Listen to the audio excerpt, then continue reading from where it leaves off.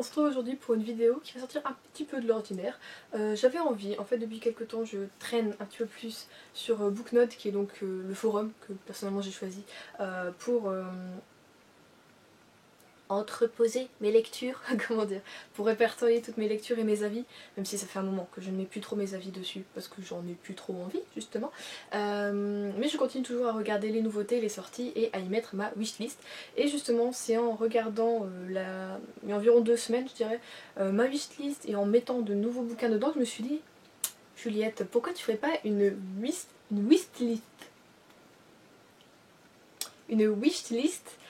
post-confinement, donc c'est-à-dire les livres que je voudrais acheter, dont j'ai envie après du coup ce confinement, donc à la sortie du confinement. Ça fait beaucoup deux fois le mot confinement. Donc voilà, c'est un peu une sorte de wishlist plaisir. Du coup, vous allez voir, je vous ai sélectionné pour moi de ma sélection. Les on va dire 12 livres que j'ai le plus envie vraiment de lire après cette sortie de confinement. Tout n'hésitez pas à me dire ce que vous, si vous avez envie voilà, de faire aussi une wishlist, je vais y arriver à dire ou pas wishlist, une wishlist post-confinement, à vous mettre les bouquins, j'irai voir, ça peut peut-être me donner des idées. Et si vous avez déjà lu du coup les bouquins dont je vais vous parler, je regarde en bas parce que mon carnet est en bas, hein, il est sur le sol. Les bouquins dont je vais vous parler, surtout dites-moi ce que vous en avez pensé sans me spoiler, merci. Ou alors si vous avez également envie de les lire ou pas, tout simplement. Donc on est parti. J'ai pas mis d'ordre particulier, genre le plus envie ou le moins envie, j'ai pas mis non plus par genre, j'ai mis par ce que je trouvais en fait en premier dans ma wishlist.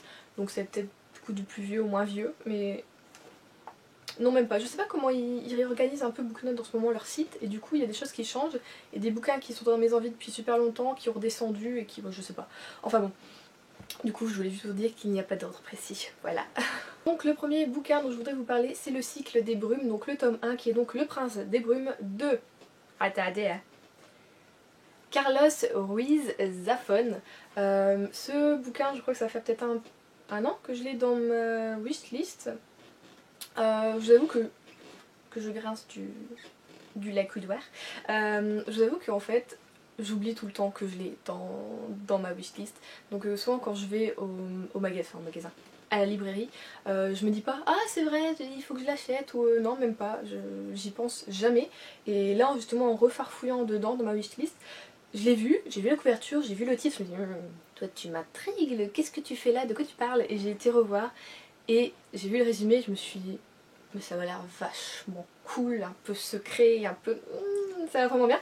Et j'ai vu des avis. Alors les avis sont soit genre super élogieux en mode ce bouquin est royal, ou alors c'est en mode je me suis quand même vachement fait chier, ou alors ça va pas, je sais pas trop quoi. Donc les avis sont plutôt mitigés, hein, c'est du tout ou rien.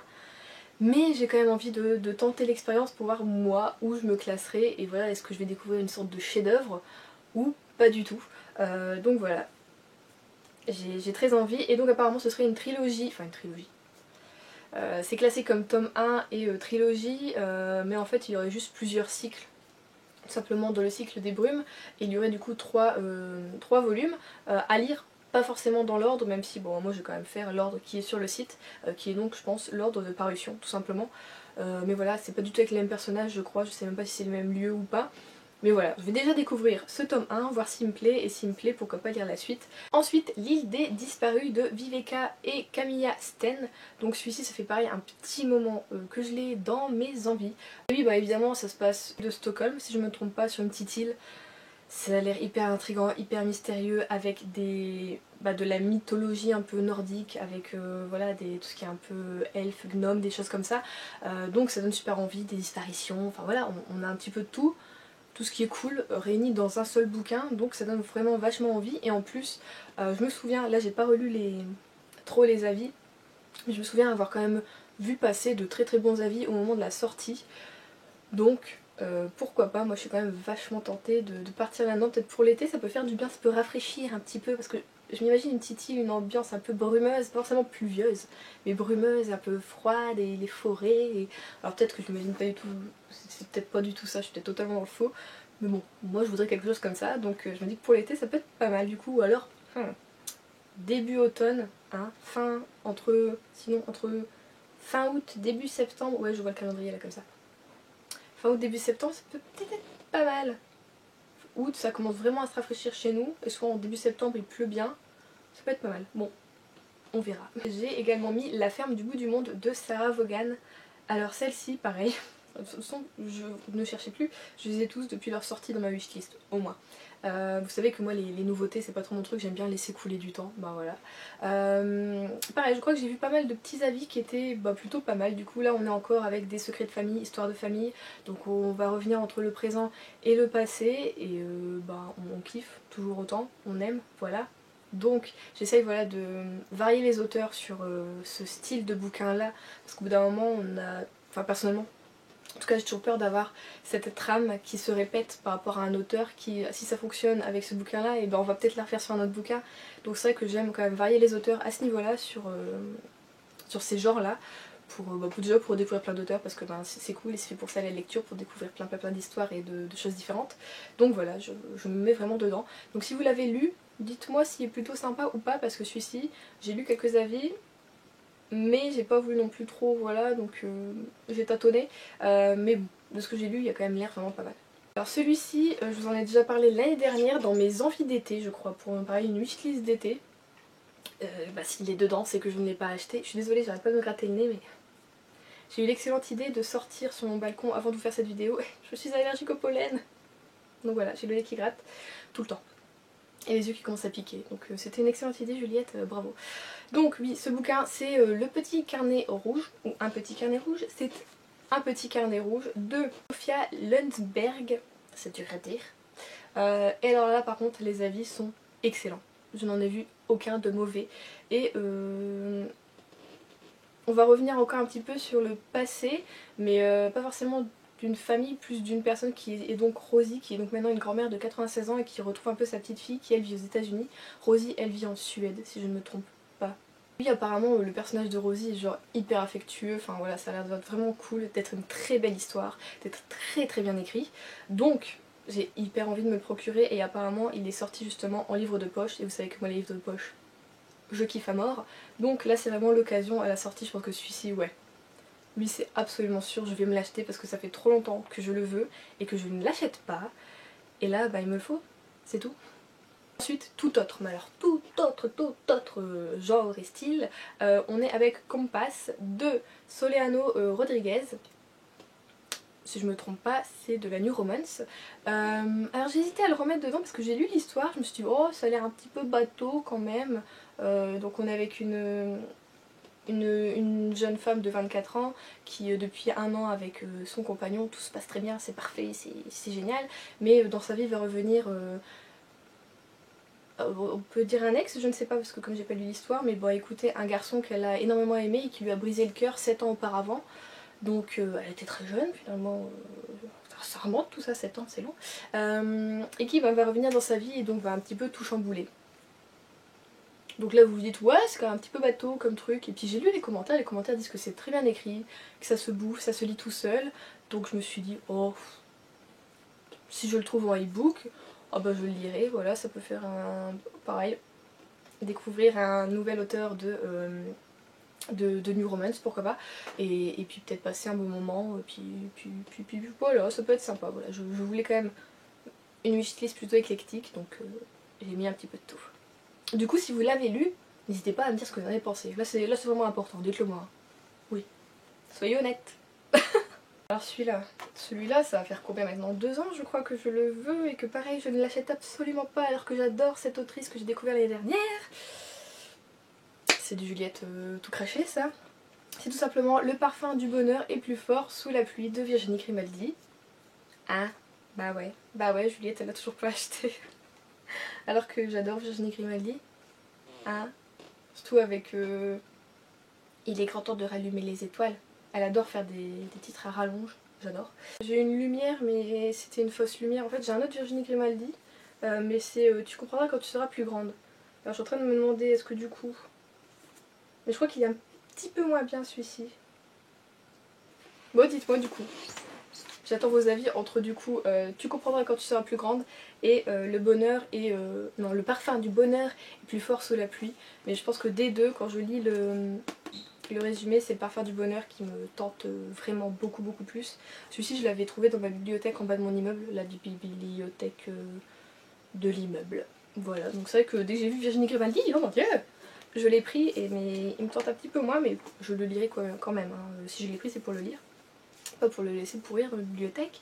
Et de toute façon, j'aime trop les Virginie Grimaldi, donc voilà. J'attends vos avis.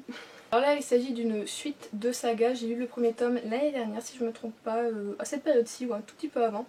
Il s'agit du coup du tome 2 des Stagiaires, donc de Samantha Bailly, et que j'avais adoré le tome 1 et que depuis je voulais lire à tout prix le tome 2 et c'est vrai qu'à chaque fois je les mettais dans mes wishlist pour les cadeaux d'anniversaire ou de Noël et personne ne me l'achetait jamais. Du coup je me suis dit bon bah Juliette, faudra quand même un jour que tu te l'achètes et à chaque fois en fait à chaque fois que j'allais dans ma librairie bah ils l'avaient pas, donc bah je pouvais pas me l'acheter. Donc je me disais bon bah c'est le destin, tout ça, nanana, mais après je me disais que oui je peux l'acheter en occasion, mais comme le premier je l'ai pas en occasion, je l'ai en neuf, il est tout parfait parce que justement c'était justement un cadeau aussi que j'avais eu je crois. Je veux du coup le deuxième en neuf pour pas que ça fasse trop dépareillé en mode toi t'es vraiment beau et toi t'es un petit peu moins beau. On est superficiel, voilà. Donc voilà, j'espère pouvoir lire du coup cet été le tome 2 des Stagiaires. Ensuite j'aimerais lire les prénoms épicènes de Amélie Nothomb. Vous savez que j'aime Amélie Nothomb, je l'adore. Après Amélie Nothomb c'est comme pour beaucoup de personnes, il y a des romans ça passe ou ça casse. C'est-à-dire qu'on se sent concerné ou on se sent pas concerné.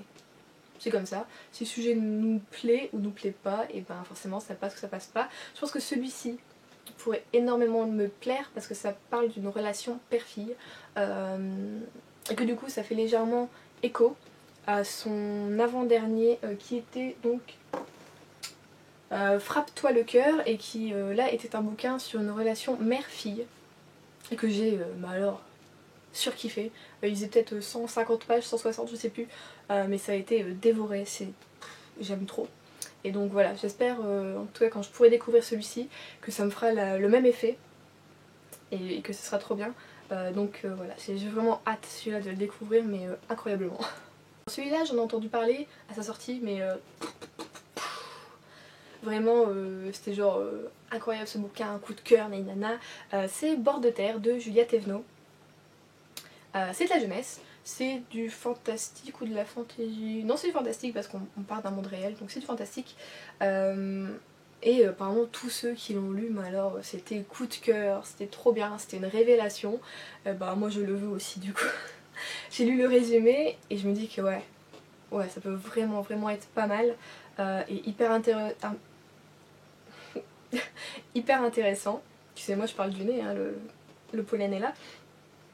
Je te pas la parler du coup. Cet été ça va être comme ça. Et oui du coup j'ai trop envie de la voir, ça fait un moment que je lis plus trop de jeunesse. J'essaye d'en mettre quand même avec un petit peu bon, voilà, du Christelle Dabos, des choses comme ça que j'ai dans ma palle, j'essaye de repiocher pour m'y remettre de temps en temps parce que ça me fait toujours du bien en fait, je le constate que j'aime toujours en lire de la jeunesse, j'en lis moins parce que c'est plus mon genre favori, mais quand j'en lis et que je sélectionne bien ma lecture, je suis toujours hyper contente d'avoir lu de la jeunesse. Donc c'est vrai que c'est pas un genre que je vais lâcher de sitôt. Et j'ai encore plein quand même de jeunesse dans ma palle. Je sais pas pourquoi j'ose pas les lire parce que souvent en fait c'est des gros bouquins comme ça et je me dis ouais moi maintenant j'ai l'habitude de lire des bouquins comme ça parce que je lis des poches forcément. Et en fait tu regardes oui ton gros bouquin comme ça il fait aller 400-500 pages et ton petit comme ça bah il en fait également 400-500. Donc dans ta tête en fait c'est juste la taille qui fait que, mais sinon au niveau de la durée on va dire de lecture, déjà de la jeunesse ça se lit quand même plus facilement que du contemporain par exemple ou du thriller. Quoi que du thriller ça se bouffe quand même. Enfin bon. Niveau lecture, le temps est à peu près le même, donc voire plus facile avec de la jeunesse quand même. Mais ouais, j'ai toujours peur de me lancer dans un truc et de, je sais pas, de genre de plus comprendre. Vous voyez, c'est trop bizarre, ou de plus être concernée parce que j'ai 25 ans. Alors qu'en fait que quand je rouvre de la jeunesse, bah non, je me dis que non Juliette, tout va bien. Au pire, si l'âge de la personne me va pas, genre elle a 14 ans, dans ma tête je me dis qu'elle en a 18, puis c'est tout. Des fois ça passe. Celui-ci j'en ai également beaucoup entendu parler à sa sortie, c'est La Sirène et le Scaphandrier de Samuel Barnier. Apparemment si je me trompe pas c'est un petit peu, peut-être pas totalement un roman épistolaire, donc ce serait un échange de lettres entre une jeune femme qui est donc plutôt phobique, en fait elle n'arrive plus à sortir de chez elle, et donc ça va être un échange de lettres entre cette jeune femme et un prisonnier, donc qui lui n'a pas le choix et doit rester enfermé dans une petite cellule. Donc c'est un petit peu le contraire du moi je m'auto-enferme et je pourrais sortir, je pourrais être libre, avec le fait que moi je voudrais sortir mais je suis enfermée, vous voyez. Donc je pense que ça peut être vachement intéressant et les avis étaient plutôt bons, pas forcément non plus excellents, pas forcément hyper waouh, incroyable, super découverte, mais les avis étaient bons quand même, donc je me dis que pour l'été, un petit roman comme ça peut être vraiment pas mal.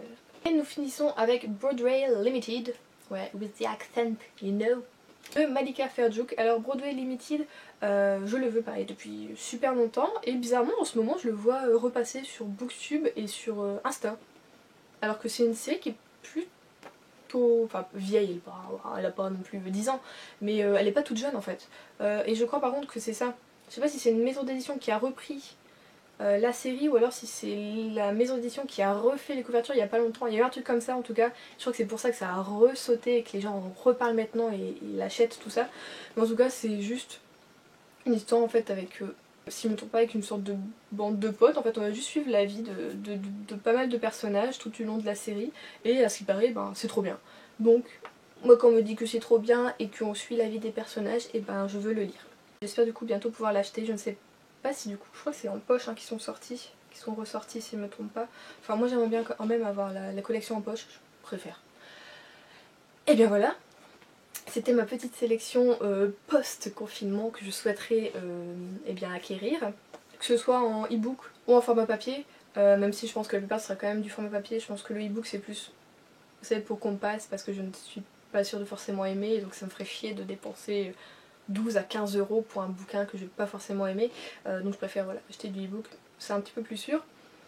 Donc voilà, surtout n'hésitez pas à donner vos avis sur ces bouquins si vous les avez lus ou si vous avez envie de les lire, ou alors de me donner peut-être d'autres idées eh bien, de lecture, pourquoi pas. Du coup je vous souhaite de très bonnes lectures et je vous fais de gros bisous.